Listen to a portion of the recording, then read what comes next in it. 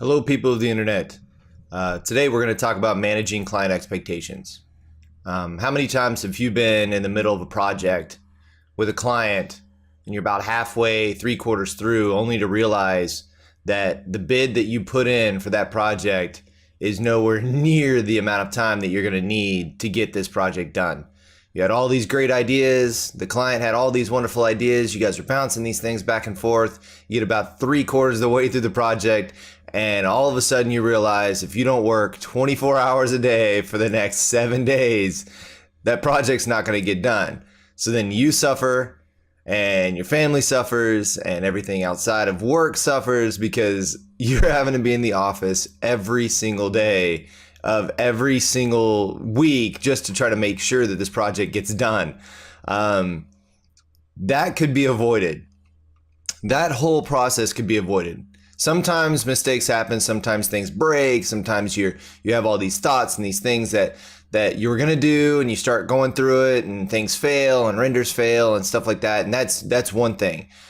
But if this project isn't managed at the beginning of the process, that project's going to fail because you didn't have the time to do the things that you and the client had set forth at the beginning, which means that at the beginning of this process, you guys should have sat down, worked through a bunch of stuff, figured out your timeline based on those things, and then gone forward. So when you're working on a project and you're trying to figure out the best course of action, the best way to handle this project, you and the client, or you and your AD, or you and your CD, or whoever it is, you guys need to sit down and you guys need to start looking through style frames or building up on a project or whatever. And you guys need to figure out what's the best course of action to fill the need of the client inside of the timeline that you have. Let's say that there's a project that comes in from a big client and you're like, oh my gosh, this is going to be the best thing ever. I can't wait to work on this for the next 3 months. It's going to be amazing. And then they tell you how long they have. And let's say that it's 3 weeks. They're like, oh, you have 3 weeks to get this thing that we want done. And then they send you some frames and you look at them and you're like, there's no way that I can fulfill that need in 3 weeks. There's no way. So what do you need to do? You need to go and you need to sit down on the computer. You need to figure out some stuff that maybe is not at that scale, right? Because you have to scale some things back because the timeline is not there. You scale some things back, you work through some process, and then you send the client some updates. You send them some rough stuff. You send them some things that might work in the timeline. So you're managing those expectations because you're looking at the process, you're looking at the project, and you're like, okay, well, this is a 3-month project that we need to do in 3 weeks. So let's scale these things back. Let's look at these other areas. Let's look at this stuff and let's go, okay, these are the things that I think we can accomplish in these 3 weeks. Usually I set the bar a little bit lower than what I'm actually going to deliver. So that way I can manage those client expectations and still give them the wow factor at the end. So like I'll scale back to a point where it's like, oh, well, this is what I can actually do in 3 weeks, when truthfully, I can probably do it in 2 weeks. And so I'll manage those so that way I have 1 week of polish, of adding all that wow factor right back on top. So if you can convince them that this stuff is going to look great in 2 weeks, in your 2 week thing, then when you give them the 3 weeks, where you give them that extra week of polish, they're going to be so stunned by the end of that project that they're going to be like, there's no way that he could have done this, and so you've managed those expectations so much that you've given them that wow at the end because you've managed their expectations. That starts first with you managing your expectations. You need to manage your expectations. We all want to make amazing work. We want to make the best work out there. We want to make everything that's going to be award winning and it's going to be on every single blog and every single website, and it's just like, oh, look how awesome we are, right? Like we want to make stuff like that. We want clients and people and creatives to think that we're amazing, right? So what do we need to do to manage those expectations? We need to look at the stuff that that we have in front of us. So we need to look at our timeline. We have 3 weeks to accomplish this project. What can I do in 3 weeks to make the best thing possible for this client that's going to solve their problem, right? So I'm going to look at it on a little scale. I'm going to look at the little things that I might be able to do to add polish at the end because I know it's a short timeline. I'm going to look at the bigger things. What is the story and stuff that we need to be telling What are the key factors? What are the colors? What are the key factors of this project that I need to get done?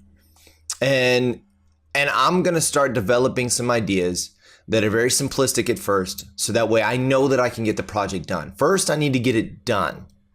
If it's a tight timeline and I know that it's a tight timeline and the client has a lockdown deadline, I got to get the project done. Once I have the project done, then I can add all the stuff on top of it. It doesn't matter how much stuff you add on top of this project if it never gets done. Like if you have all these wonderful things and you're like, oh my gosh, I'm going to make this amazing thing. And you made a 10-second amazing piece, but it needed to be a minute. Who failed? Like you failed. And not only did you fail, you made the client upset. The client has to go somewhere else to fix the project. And you have 10 seconds of awesome that doesn't go anywhere.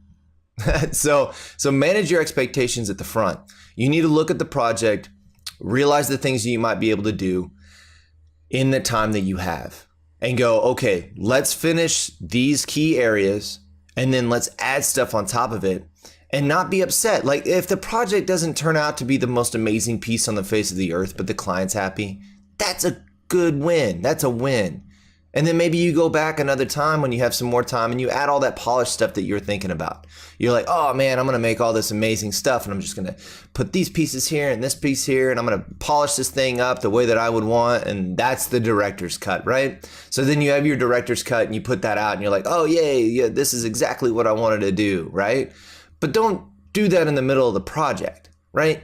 If you have the time to do something like that and you and the client have an agreement where you guys are working together through that, then cool. But don't just immediately settle to say, oh, well, I have to do this, so I'm going to work 24 hours a day for the next 3 weeks because this is the most amazing thing ever, right? Because then you're going to burn out. And then you're going to be upset if the project doesn't turn out that way. So manage your expectations at the front.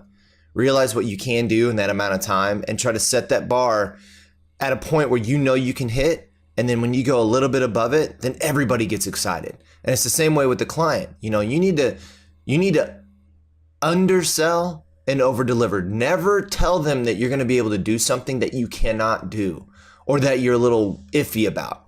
Because if you can solve it in the middle of your experiments and you can be like, oh yes, I can give them that, then you give them that and you surprise them. You don't just tell them that you're going to do it and then not deliver, because that is going to really make them upset, And so I think just look at all these things in a way that actually can help keep you out of the office when you don't need to be in the office, and helps the client stay super stoked about a project that might not have the time to get it done.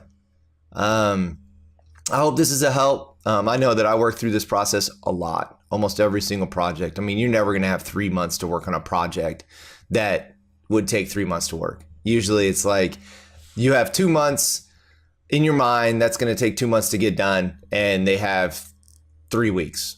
And you have to figure out a way to scale back the areas that need to be scaled back and then work through that process to still make sure that the client's happy. And so that just takes a lot of communication, a lot of back and forth between you and the client, and making sure that they understand where you're going to go, and you understand where you want to go. So that way you've told the client you're going to go this place, and then you give them a little bit above that every single time. And they're just going to keep coming back to you because they know that you're going to go above and beyond their expectations every single time because you've told them what you're going to do at the beginning. Anyway, I hope you guys have a good day. Thank you so much for your time.